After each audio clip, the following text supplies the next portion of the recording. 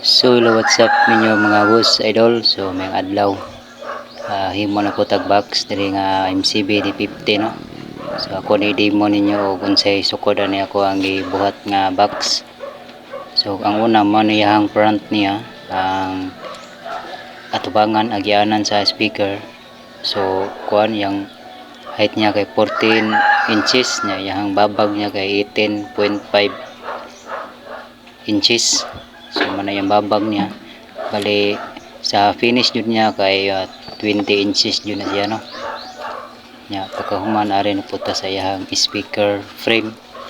19 inches yang height gikan babaw pa ubos na 19 inches no nya yang babag niya is parehara gyapon atong una 18.5 inches. So sunod ang kaniyahang kuan ang yang tabon sa babaw. So mao ni siya 18.5 inches nya yang pababag pa dong luyo kay 24 inches.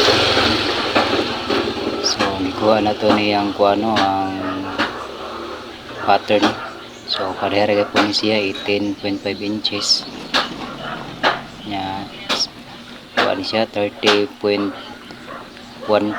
inches sa iyahaning kuan kanang back siding sa iyang likod ni 30.14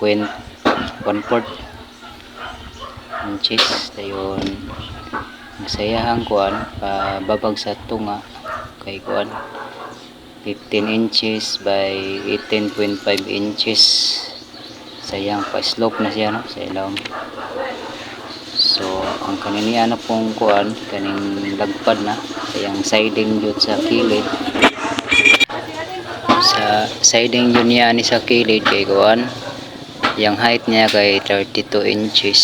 So yang height ni no o yang width niya kay kuan 24 inches. So man yang standard sa MCB D15 nya kuan kanang nai pattern ani. So mao rin mga boss idol. Salamat sa inyong pagtanaw.